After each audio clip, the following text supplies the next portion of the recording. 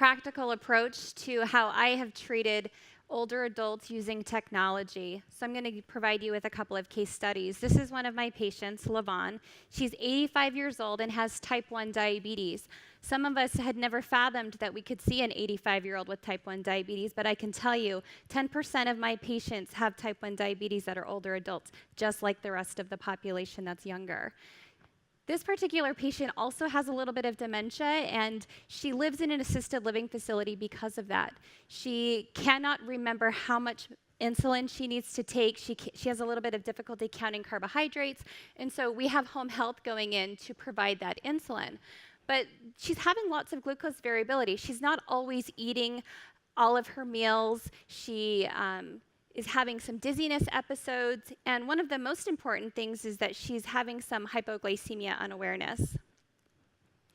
So one of the things that we decided to do is actually add in some technology. She needed just tiny, tiny doses of insulin, almost like a child. And so she didn't need whole units all of the time. Sometimes she just needed a third of a unit or 3/4 of a unit. And an insulin pump allowed us to give a more precise dose of insulin. And some of the questions is, well, how do you give technology to someone who has dementia?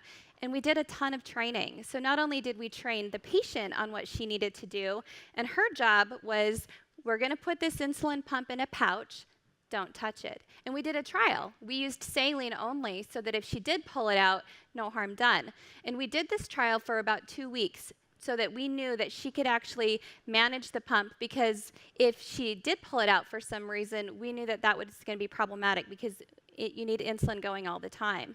And so in this situation, using this pouch, we knew she's not going to pull it out, she likes it, and she's just going to keep it to her side. So the next step we had to do was train the assisted living facility, all of the home health nurses, all of the family. This is a much bigger training than you would expect in someone who is younger that might go on an insulin pump. But because we did this training, her quality of life improved. She really appreciated that she wasn't having so much glucose variability. She was getting the right dose that she needed. It was more precise, and she actually thrived because of that. Her dizziness episodes seemed to decrease because she wasn't having those big swings from high to low.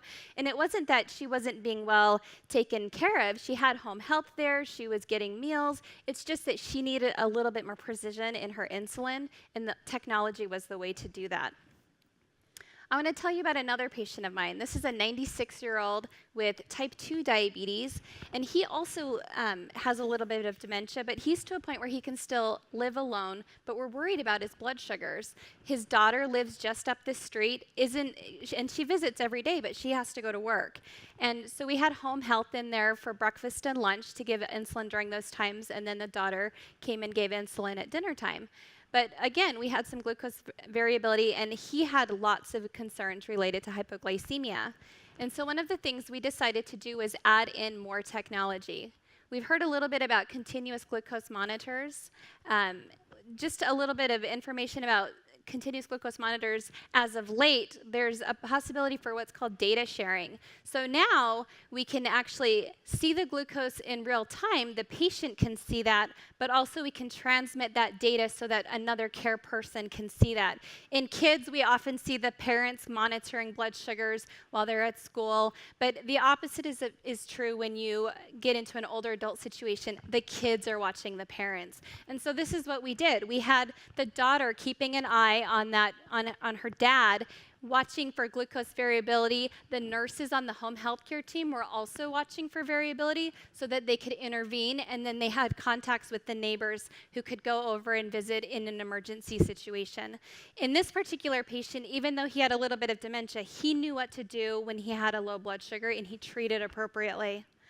But this is what it looked like on the daughter's end. So she could see her dad, and she could see that he was trucking along, and then all of a sudden had a spike. So this spike happened to be a candy bar that he wanted to partake in, but we could at least see that. We could explain it. We could ask him, well, what did you just do?